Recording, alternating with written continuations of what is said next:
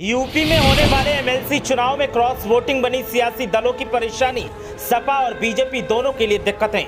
सपा और बीजेपी में है आमने सामने का मुकाबला। 29 मई को होगा एमएलसी चुनाव का मतदान।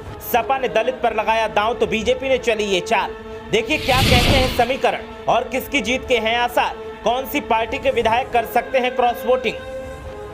उत्तर प्रदेश में विधान परिषद चुनाव का बिगुल बज चुका है और बिगुल बजने के साथ ही उम्मीदवारों का ऐलान हो चुका है और अब अपने अपने पक्ष में विधायकों को लाने की तैयारी हो रही है, क्योंकि जीत जहां सपा को भी चाहिए तो वहीं बीजेपी भी जीत के लिए जोर लगा रही है। लेकिन इसी बीच क्रॉस वोटिंग ने सपा के साथ साथ सत्ताधारी पार्टी बीजेपी की भी धड़कनों को बढ़ा दिया है। बीजेपी को जहां अपने नेताओं की क्रॉस वोटिंग का डर सता रहा है तो वहीं सपा की भी स्थिति कुछ इसी तरीके की है।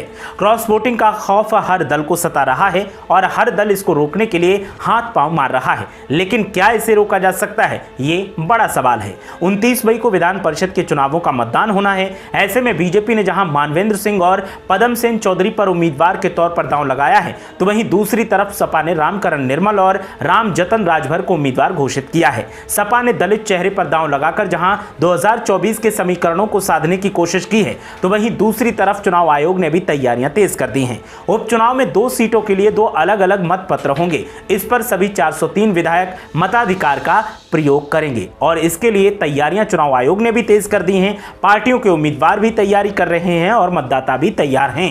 सदन में बीजेपी के 255 और उनके सहयोगी दल अपना दल एस के 13 विधायक हैं। इसके अलावा सदन में बीजेपी की सहयोगी पार्टी निषाद पार्टी के 6 विधायक हैं जो अपने मताधिकार का प्रयोग करने के लिए तैयार हैं। समाजवादी पार्टी के 109 और सपा की सहयोगी आरएलडी के सदन में 9 विधायक हैं। ये भी अपने मताधिकार का प्रयोग करने के लिए तैयारियों में लगे हैं। सुभाषपा के 6, कांग्रेस के 2, जनसत्ता दल लोकतांत्रिक के 2 और बीएसपी का 1 विधायक सदन में मौजूद है।